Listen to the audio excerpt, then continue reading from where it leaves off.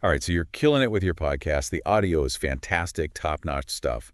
But now you're thinking, how do I get this thing seen? How do I get it out there visually? We've been seeing a lot of really interesting things lately about how to turn podcast audio into video content, especially for platforms like YouTube and TikTok. It's a whole new world out there, isn't it? Yeah, and that's exactly what we're diving into today. We want to give you the tools and know-how to transform your audio into something people can watch and really engage with. And why is that so important these days? Think about it. How many people do you know who spend hours scrolling through their visual feeds? YouTube, Instagram, TikTok. It's all about the visuals now. Absolutely. So we're going to unlock the secrets of using tools like Notebook LM, Winston Trim. Oh, yeah, I've heard of that. Really smart stuff. So ready to jump in? Let's do it. Okay. So the first thing that really stood out to me was the emphasis on Notebook LM. This is where we kick things off, right? Kind of our starting point for working with the audio. And Winston outlines several ways to get that audio into Notebook LM. You can upload a file, paste a link, even just copy and paste the text. But there was one thing that I found really interesting. Okay, what's that? He mentions that the podcast audio, like the actual audio file, can be generated within Notebook LM itself. Interesting. And the output is an MP3, which of course is what we need. Yeah, makes sense. So it seems like Notebook LM isn't just a tool for analyzing audio. It might actually be part of the creation process. Huh. That's a fascinating take. And it would simplify things if you could create the audio and prep it all in one place, wouldn't it? Exactly. Really streamline the workflow. Yeah. But even if you're not using Notebook LM to create that audio, even if you have your own separate setup, the next step is crucial. And that is Canva, everyone's favorite design tool. Canva. Yeah, it's pretty much everywhere now, right? It is, and for good reason. It's incredibly versatile. So to start creating our video, we head over to Canva, hit that Create a Design button, and then... This is where it gets interesting. Exactly. We need to pick the right video format. Winston highlights two main ones in his guide. YouTube video, which is 1280 by 720 pixels, that's the resolution. And then for those short, snappy videos that are perfect for Instagram Reels or TikTok, Spherical format. you'll want to go with 1080 by 1920. It's super important to get this right from the beginning. Why is that? Think about how annoying it is when you see a video that's all squished or stretched out because the dimensions are off. Yeah, you lose that visual appeal. You do. You want your video to look amazing on any platform. And by choosing the right preset in Canva, you're basically setting yourself up for success from the get-go. So once you have that blank video canvas ready in Canva, what's next? The exciting part, we bring in the audio. Yeah. So we go to the Uploads tab in Canva. Got it. And this is where we can upload all sorts of media. Pictures, videos, you name it. In this case, we're grabbing that MP3 file that we exported earlier. Now, this is so simple, it's almost silly, but you literally drag and drop that MP3 file right onto the Canva timeline. And that's at the bottom of the screen. You got it. And what's really cool is that this action automatically sets the length of your video to match the length of your audio. No need to fiddle around with timings or anything like that. Nice. Very user-friendly. Totally. So now we have our audio sitting there on the timeline, ready to go. What do we do next? We add the visuals, of course. This is where we can get really creative. Absolutely. And thankfully, Winston's guide gives us some fantastic starting points. He outlines 4 really approachable video styles. 4. Okay, I'm intrigued. The first one is what's called an audiogram. I'm sure you've seen these online. It's basically your podcast cover art. Oh, yeah, I know those. Static image. And there's like a waveform that moves with the audio. Exactly. Such a simple concept, but it's surprisingly effective. It adds a dynamic visual element that's directly tied to your voice. I can see how that would be really eye-catching. So to create this in Canva, you'd upload your podcast logo and episode title as the background image. Then you just search for waveform in Canva's Elements library.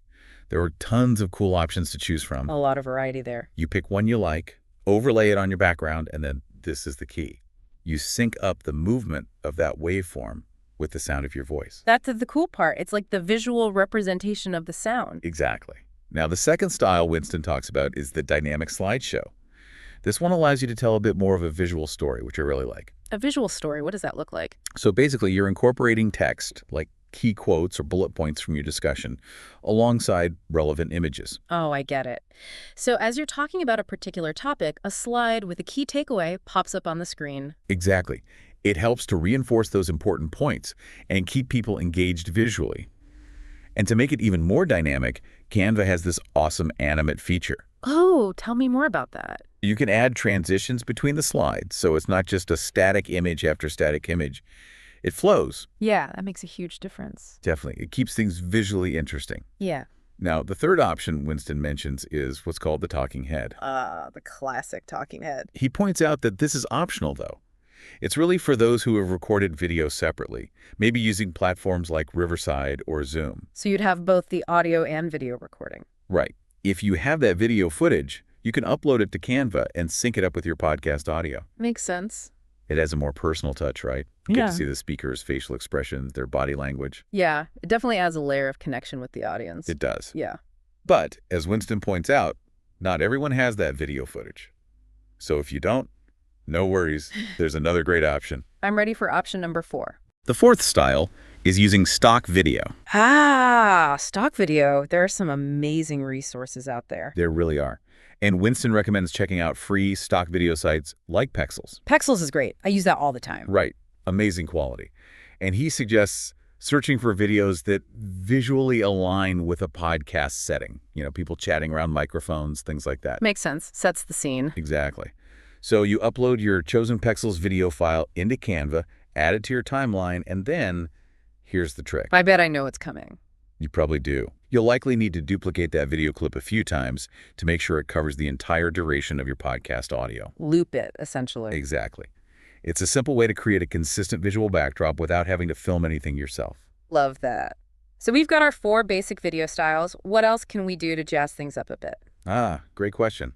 Winston covered some optional extras that can really enhance your video. Give me the good stuff. First up, subtitles. Oh, subtitles are so important. They are. So many people watch videos with the sound off these days. It's true, especially on social media. Absolutely. So subtitles make sure everyone can follow along, even if they can't hear the audio. And of course, it's important for accessibility. Huge, yeah. Now, Winston suggests 2 ways to add subtitles. You can manually add them in Canva using the text feature, which can be a bit time-consuming. Or there's an easier way. There is. You can use an auto-subtitle app like Bling. I've heard good things. It's fantastic. It can save you so much time and effort. Okay, another enhancement that Winston mentions is a call to action. Yeah, tell people what to do next. Exactly. It could be something simple like subscribe to our podcast or directing people to your website, your social media, wherever you want them to go. It's all about engagement and building that community. Absolutely. And finally, there's background music. Ooh, background music. Canva has a library of free music tracks you can use. But the key here is to keep the volume low. You don't want the music to overpower your voices. Subtlety is key. Exactly. You want it to enhance the mood, not distract from the content. It's amazing how much of a difference those little details can make, isn't it? They really do.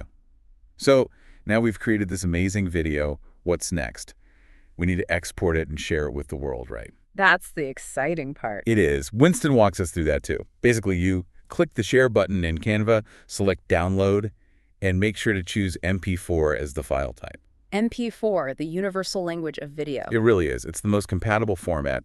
And then, once you have that MP4 file, you're ready to share it everywhere. Bring on the audience. Winston lists a few key platforms. Yeah. YouTube, Instagram, TikTok, LinkedIn, all those places where people are consuming video content like crazy. And each platform has its own unique audience, right? Exactly. So by turning your podcast into video, you're reaching a much wider audience. It makes total sense, but I'm curious, what are the biggest benefits of doing all this? Well, Winston talks about a few key benefits for growth. First off, YouTube SEO. SEO, search engine optimization. I've heard it's really important on YouTube. It is. YouTube isn't just a video platform, it's a search engine. Right.